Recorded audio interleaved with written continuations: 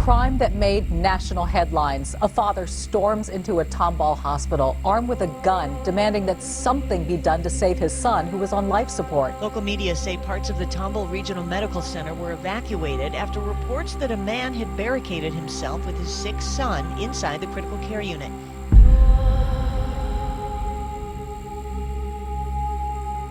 It all started in January 2014, when my son George Pickering III got rushed to Tomball Regional Medical Center. George had a massive stroke while he was alone in his apartment. His landlord found him passed out on the floor and quickly called emergency services. Ambulances showed up within minutes, and paramedics acted fast to stabilize him and get him to the nearest hospital. I remember that call like it happened yesterday. A voice I didn't recognize told me that my son had been in a serious accident, and I needed to rush to get to the hospital. My son meant the world to me. From the moment that he was born and I held him in my arms, I knew I'd do anything to keep him safe. He was my pride and joy, my beacon of hope in the darkest of times. But we never had things easy. George was 27 years old and was having seizures since he was a child. Something that we all were used to, but never anything as serious as a stroke. After I hung up, I called my ex-wife and our other son to meet me at the hospital. On the way there, scary thoughts flooded my mind. What if my son didn't make it? What if he ended up in a coma for the rest of his life? I couldn't bear the thought. When we got to the hospital, the doctors were already there with terrible news. George had suffered a massive stroke and was indeed in a coma, hooked up to a ventilator. They said his brain activity was minimal, and though it was still early to be sure, there was a high chance that my son might be brain dead. Those words hit me hard like a ton of bricks. I just could not believe it. There must have been some mistake. I begged the doctor.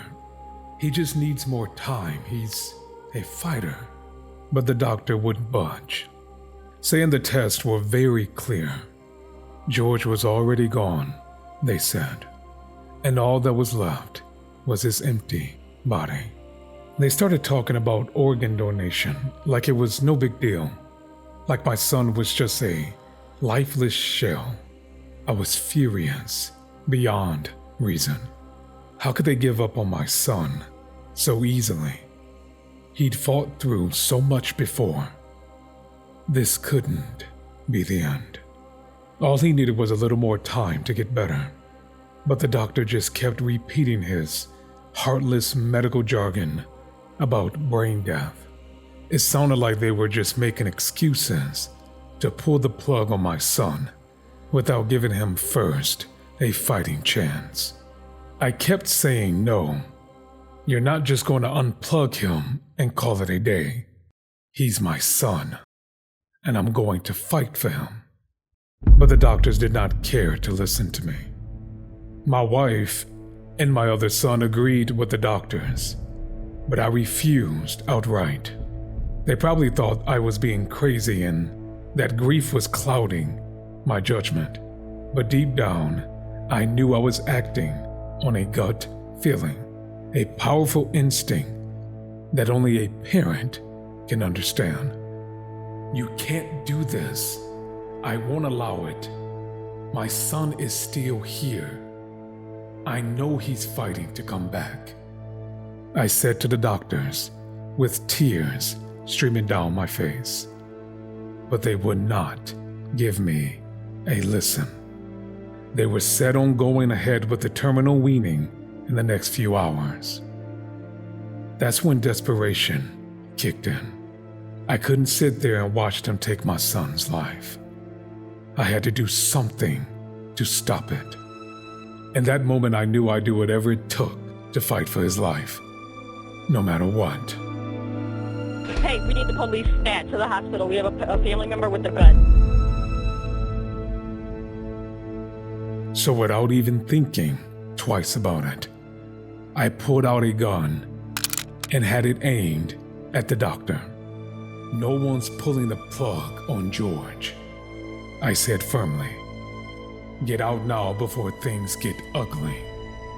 Fear crossed their faces as they realized I was serious. The medical staff hurried and left, leaving me alone with my son. I sat by his bedside, holding his hand, and for a moment I thought I saw a flicker in his eyelids, a sign of life. At that moment, I had no idea what I would do next. All I knew was that I would not allow anyone to take his life without giving him a chance to actually fight.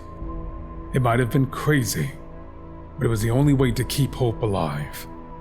The following hours were filled with an endless agony of fear and desperation. I kept the gun aimed at the door, barely breathing, as I waited for the inevitable knocks demanding my surrender. Part of me hoped the doctors would realize their mistake and that they would come back and admit that George still had a chance to recover. But as time passed, I realized that was not going to be the case. Eventually, the police would arrive, and things got even uglier. They might even try to storm the hospital to get me. The mere thought terrified me, but I was determined not to give up on my son without a fight. My mind was racing, trying to figure out a way out of this mess. What if I could escape with George and go to another state where the doctors were more understanding? That wouldn't work, because I was stuck in that room, completely trapped. Then the door flew open. I stiffened, aiming my gun as a man walked in with his hands up. It was my other son. He begged his father, me, to stop, saying that George was already gone. But I could not accept that. As tears were coming down my face, I was shaking violently. My other son tried to come closer, but I stopped him with my gun. I aimed my gun at my other son because I did not want to risk anyone trying to carry out the doctor's cruel fate for my little George. In the end, someone talked some type of sense into me, saying a gun wouldn't fix anything in the long run. So my other son took the gun from me, and the doctors agreed to hear me out. They wouldn't pull the plug on my boy just yet. I had bought myself some time, but I still felt defeated. I knew I had messed up, and that I wouldn't get out of this without trouble, but that didn't matter at all to me. What mattered to me was figuring out how to wake my son up in this hospital. I slumped back into the chair, holding onto George's hand tight as I braced myself for the inevitable showdown.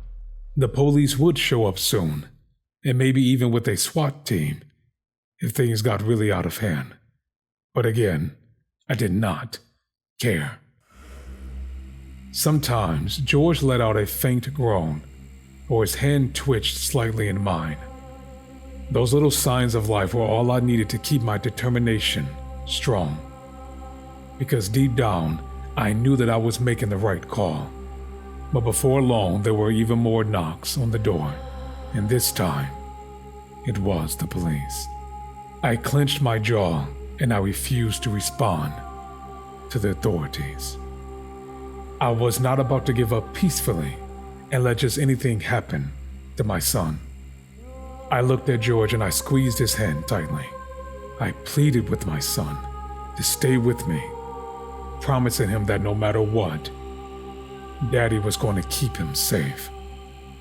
And then just as soon as I thought I had some type of control, the SWAT team burst into the room. In an instant, that little hospital room that I was in turned into complete chaos. Armed men in tactical gear, their guns pointed at me. And what did I do? I acted purely on fatherly instinct, holding on to my son's remaining life, still squeezing his hand, and using my body as a shield over my son's bed. As the hospital was surrounded by the SWAT team, I felt my son grip my hands. It wasn't just once. His fingers squeezed mine several times, strong yet faint. A simple gesture that made my heart stop. I yelled and I pleaded with everyone in that room that my son was still here with us. Finally, the SWAT team arrived with their own medical team, and they saw for themselves what I've been saying, that my George made eye contact and followed their orders. The same doctors who'd said there was no hope looked on in amazement. George obeyed their instructions, blinking and nodding when asked. Even though he was very weak, there was a mix of wonder and complete confusion on the rest of the room. I knew my son was still there, fighting with everything that he had, because my son is a fighter. He's a survivor. You can label and diagnose all you want, but you'll never understand his spirit like I do as his father. I did what I had to do, and I do not regret it. Even though my methods were totally wrong, I acted out of deep love for my son. I loved him so much that I was ready to give my own life for him. The gun I used that day ended up saving my son's life, not putting it in danger. But I had to surrender to the police. Knowing that my son would be okay, I obliged. I was charged with 2 counts of assault with a deadly weapon. The trial went by quickly. The judge, moved by my story, gave me a relatively light sentence of 18 months in prison. But I only had to serve 11 months for good behavior. When I got out of that prison, my dear son, the one they claimed would never have a chance to recover or to have a sense of life anymore, was waiting for me with open arms. He had not fully recovered, but his bright smile and strong spirit was still there. And every moment of that sentence was worth it to keep that strong spirit and my son alive.